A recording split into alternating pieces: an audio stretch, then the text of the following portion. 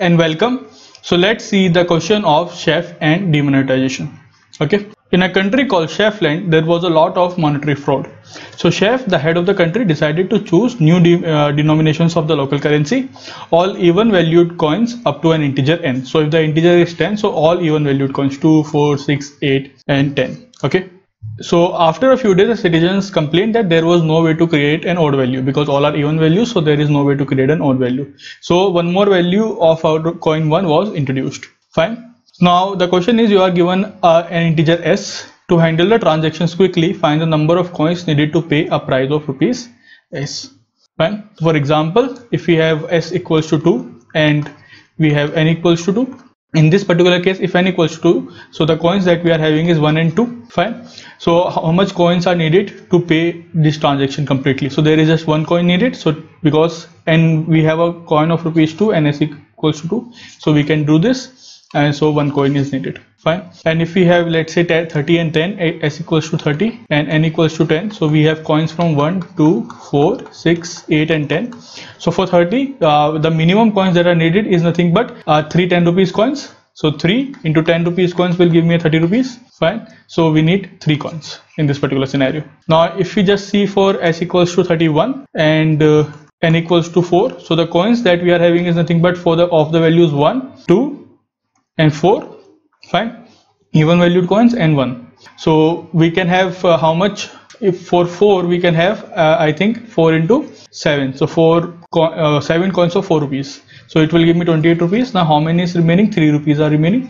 So for 3 rupees we can have one coin of 2 rupees. So now just one coin is remaining and one coin of 1 rupees. So in total we can have this 4 coins, that is nothing but 7 coins of 4 rupees, 1 coin of 2 rupees and 1 coin of 1 rupee. So 7 plus 1 plus 1 give me total 9 coins are needed.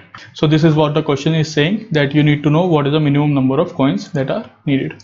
Fine. So I think it is a pretty straightforward using the sample test case that is given, s equals to 31 and n equals to 4.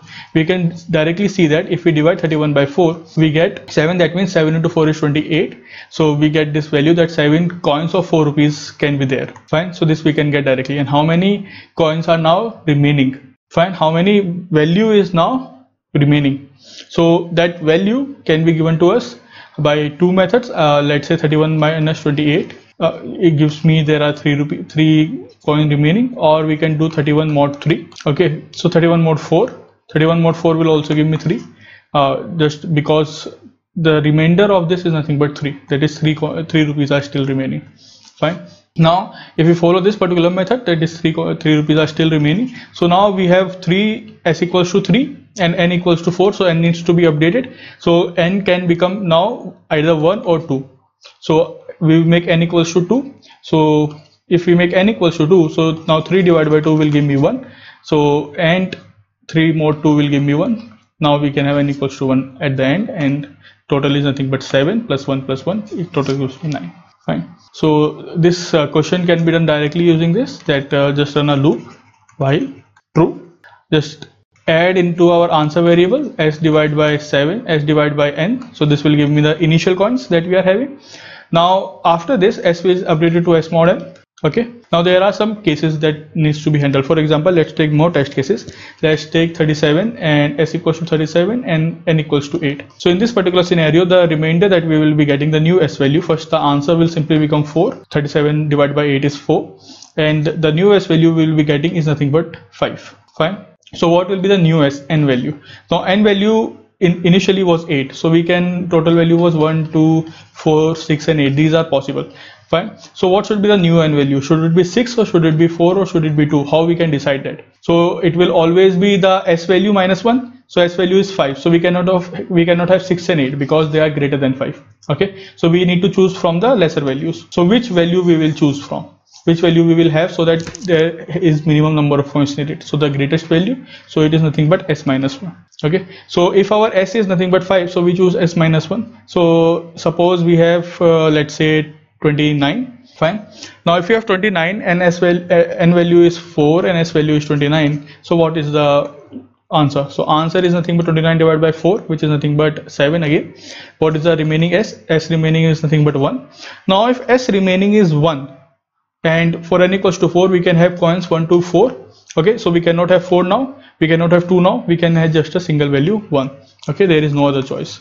In this particular scenario we cannot do s minus 1 because 1 minus 1 will become 0 and there is no choice of a coin 0. Fine, so we will choose directly n equals to 1 and the answer will become 7 plus 1, which is nothing but 8. Fine, so we have two cases here. When s value becomes 1, we cannot do this directly.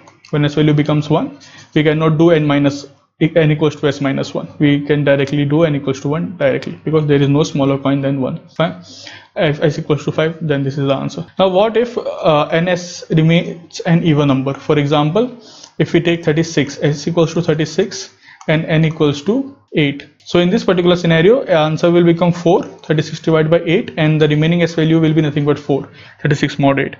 Fine, so what will be the new n value? So for n equals to 8, it is 1, 2, 4, 6, 8. So s value is 4, so these two are easily discarded, so we can have 4, 2 and 1, so obviously we will choose 4.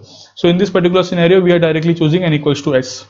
Okay, because we are doing mod, so obviously this value will be less than 8, and these are the choices when we do less than 8. Fine, so if s is even, we can directly choose n equals to 4, and 4 divided by 4 will give me direct answer as 1. So 4 plus 1, 5 coins are total needed. Fine, when we loop back, so answer divided by s divided by n again happens. New s value is 4, n value new is 4, so 4 divided by 4 will become 1, so 1 plus 4 total gives me 5 as the answer. Fine, so in this case, we have three cases. First, just directly do answer plus equals to s divided by n. Okay, now update s mod n. Now once we do this, there are three cases that we need to consider. There can be a case when s becomes 0, so in this case we can simply break the loop. Fine, we got our answer and print the answer after breaking the loop.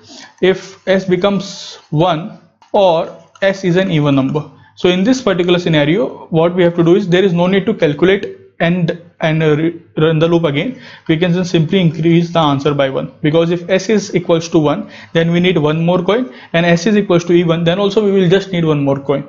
For each s we can just simply convert our n such that we need one more coin. Fine, so this answer becomes 1. If this is not the case, means here else, if else if fails and we go to else, so in this particular scenario now s is an odd value. If s is an odd value, n will simply be n minus s, and the loop continues till s equal to 0, and we break and print the answer. Fine, in this case also there is no need to continue again, we can simply break here. Fine, because if x equal to 1 or s is an even number, in that particular scenario we will directly make s equals to simply 0. This s divided by n will simply be 0. Fine, you can take any example to test this out, this condition. So let's say s equals to 12 and n equals to 8, so answer will be s divided by n, which is nothing but just 1, and new s will be 4. Fine, now what should be the value of n? So from n we can have 1, 2, 4, 6, 8. Fine, s value is 4, so these are included, these are excluded, so the new value of n will be nothing but 4. And if we run the loop again, 4 divided by 4 will give me directly as 1 as the answer. Fine, so this one will be included here, and if we do s equals to 4 mod 4, s will become 0 and break will execute. So break is going to execute after this also. Okay, so after this condition break will definitely execute. Fine, and we are already including answer plus 1 equals to here. Instead of updating our n, we can directly include answer plus 1 equals to here, because just one step is remaining. If s becomes even or s becomes 1, just one step is remaining. Fine, so we are breaking it at that particular point. Else if it is an odd, we can say we have to simply do n equals to s minus 1 and the loop continues. So these are the three cases which was identified using the test cases that we have seen. We have seen 4 to 5 test cases, and these are the cases that was identified using those. Fine, so this was the logic, and this is nothing but a pseudocode also. We just have to divide, mod, and truth and if else conditions. Fine, so let's see the implementation. So this is the implementation for the question. We are taking t as a test cases, then running a test case loop. We are taking n and s as our input, then long answer equals to 0. Fine, so while this is true, we are running the loop. Once we encounter a break, we will break it. Fine, so answer equals to s divided by n plus equals to s divided by n, then s equals to s mod n. Now if x equal to 0, we break. If x is equal to 1 or it is an even number, then we just need one more iteration. So instead of doing that iteration, I am just directly doing it answer plus equals to 1, and we are breaking. Okay, after this we just need one more iteration, but we do not actually need to do it. we can directly increment the answer by 1 and break. Else n equals to s minus 1 if it is an odd number. After s equals to s mod n, if s is remaining as an odd number, then n equals to s minus n, and the loop continues again. Fine. It divides, it modes, and then again the three conditions are checked. Okay, and finally we are printing our answer. So this was the implementation. Thank you.